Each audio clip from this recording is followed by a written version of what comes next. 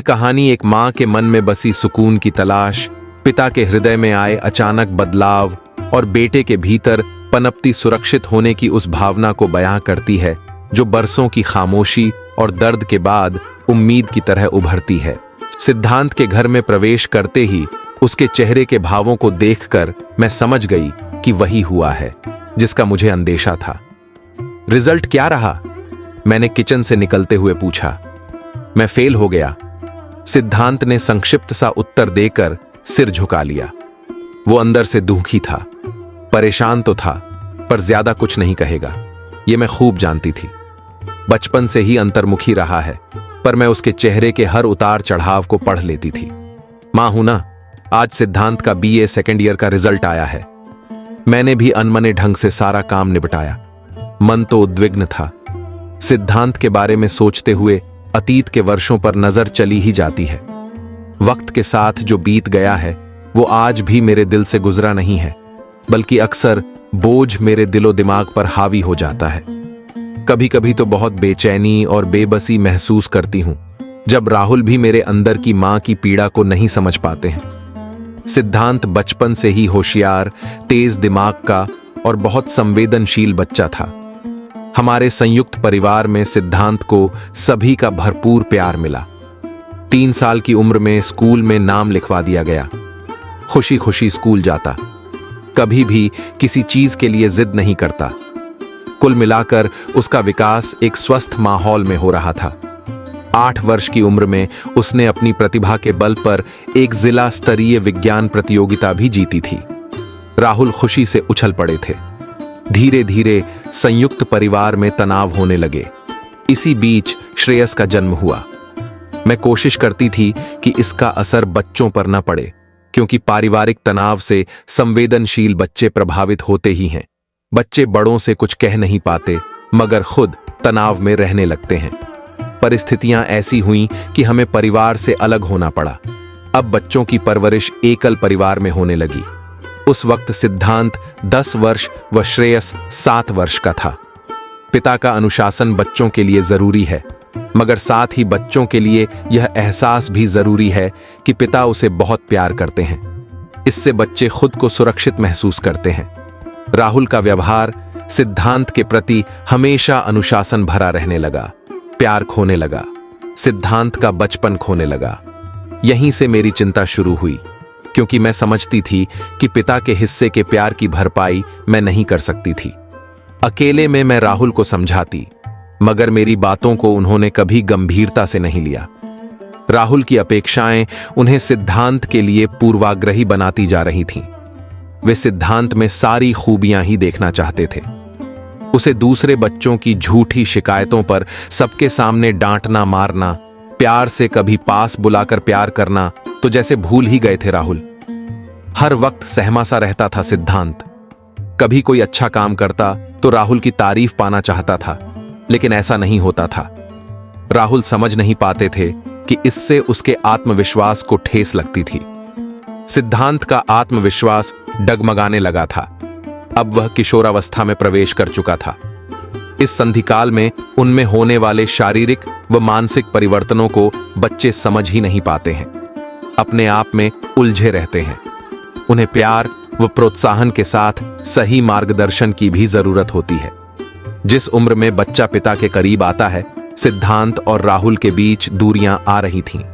हमेशा फर्स्ट आने वाला लड़का पढ़ाई में मन न लगा पाने के कारण पिछड़ गया था।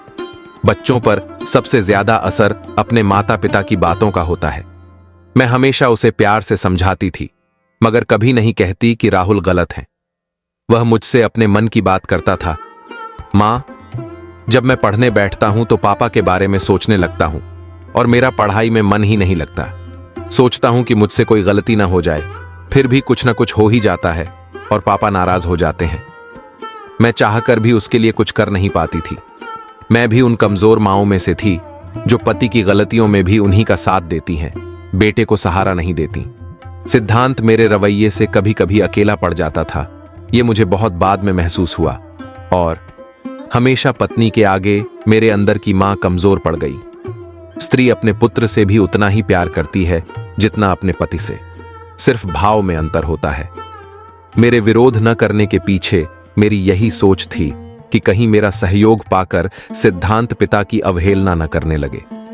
शुरू में तो राहुल के ऑफिस से लौटने का वक्त होता तो सिद्धांत श्रेयस को साथ लेकर घर का कोई कोना ढूंढ लेता। राहुल के सामने आने से डरता था। बहुत कोमल होता है बाल मन, डर गहरे बैठ जाता है।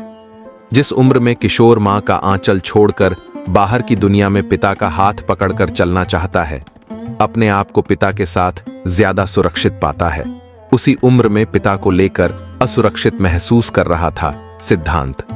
किशोरावस्था खुद शारीरिक व मानसिक अस्थिरता का दौर होता है। किशोर इतने मानसिक दबाव से गुजरते हैं कि उन्हें बहुत प्यार से समझाने की जरूरत होती है। विश्वास को भी प्रोत्साहन की जरूरत होती है, वरना वो भी भटक जाता है।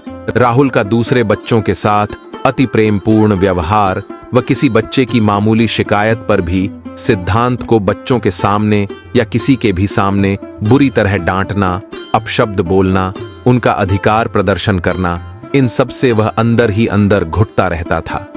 किशोरावस्था के संक्रमण काल में उसकी प्रतिभा व आत्मविश्वास दोनों ही खोते चले गए। उसके बोलने का अंदाज तीखा होता गया। वह राहुल को जवाब भी देने लगा। मैंने कभी हिम्मत तो नहीं हारी, लेकिन आज जैसे परिस्थितियों ने मुझे हरा दिया। मेरा कर्तव्य हमेशा मेरी भावनाओं पर हावी रहा, मगर नतीजा क्या रहा? बीबी जी, ओ बीबी जी।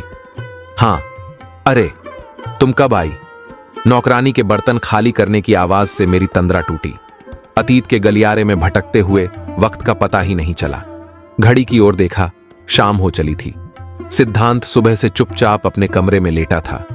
आज पहली बार राहुल ने उसे कुछ नहीं कहा था। हालांकि ये मैं जानती थी कि सिद्धांत का फेल होना उनके लिए बहुत असहज बात थी। मुझसे भी अपने दिल का हाल नहीं कहेंगे, मगर इसका सकारात्मक प्रभाव पड़ा था। कुछ न कहकर इंसान वो सब कुछ कह जाता है जो वह बोलकर शब्दों में नहीं कह सकता। सिद्धांत चुपचाप खिड़की के पास बैठकर सड़क के पार देखते हुए अपनी जिंदगी के लम्हे खोज रहा था, या साल बर्बाद होने पर पछता रहा था, नहीं मालूम। अचानक कंधे पर स्पर्श महसूस कर वह खड़ा हो गया। सामने राहुल खड़े थे, एक पिता बनकर अपने बेटे की सारी कमियां, गलतियां माफ करने को तैयार, अपने अक्स को खुद में समेट लेने को तैयार, उसे गले लगा लिया। सिद्धांत की भी आंखें नम थीं। बरसों से अंदर छुपे बादलों ने बरसना शुरू कर दिया। पापा को इस रूप में तो उसने देखा ही नहीं था कभी। मैंने कमरे में प्रवेश किया तो देखा, उसके चेहरे पर वह सुखद आश्चर्य था, आंखों में पानी था, पर मेरे दिल की जमीन मुझे कुछ गीली गीली लगी। इस दृश्य का सपना तो मेरी जागती आंखों ने न जाने कितनी बार देखा होगा। नहीं जानती थी कि कभी छोटी सी असफलता भी इतनी बड़ी सफलता का रास्ता होती है। सिद्धांत, पास फेल तो जिंदगी में लगा ही रहता है बेटा। सोचो, तुमसे चूक कहां हुई, वहीं से फिर शुरुआत करो। मैं हूं ना। राहुल ने सिद्धांत के गालों को सहलाते हुए कहा। पापा। सिद्धांत तो बस अपने पापा का चेहरा ही देख रहा था। जिस शब्द को पापा के मुंह से सुनने को तरसता, उसका बचपन पीछे रह गया था। उसे आज पापा के मुंह से सुनने की कल्पना भी नहीं की थी। हां बेटा, तुम्हारे पापा तुम्हारे साथ हैं ना। ये कोई जिंदगी की आखिरी परीक्षा तो नहीं थी। राहुल ने सिद्धांत को सीने से लगा लिया। मुझे देखकर राहुल ने कहा, तुम सच कहती थी साक्षी। मैंने ही अपने बच्चे को समझने में बहुत देर कर दी। मैं खामोश थी। क्या कहती? गर्मी की उमस भरी शाम में भी जैसे मुझे ठंडी हवा के झोंकों का आभास हो रहा था। सोच रही थी कि एक पिता अपने बच्चे से अपना अहं छोड़कर ये बात कहने में इतने साल क्यों लगा देता है कि बेटा, मुझे तुमसे बहुत प्यार है। कभी कभी जीवन की सबसे बड़ी सीखें हमारी सबसे छोटी असफलताओं से ही मिलती हैं। सिद्धांत की आंखों में उमड़ी नमी, राहुल के चेहरे पर आई विनम्रता और मेरे दिल की गहराई में ठहर गई सुकून की सांस, जैसे ये एहसास दिला रहे थे कि रिश्तों की परिपक्वता और सच्चे प्यार की जीत में कभी देर तो हो सकती है, पर यह आना तय होता है। और शायद यही एहसास ही सच्ची जीत है।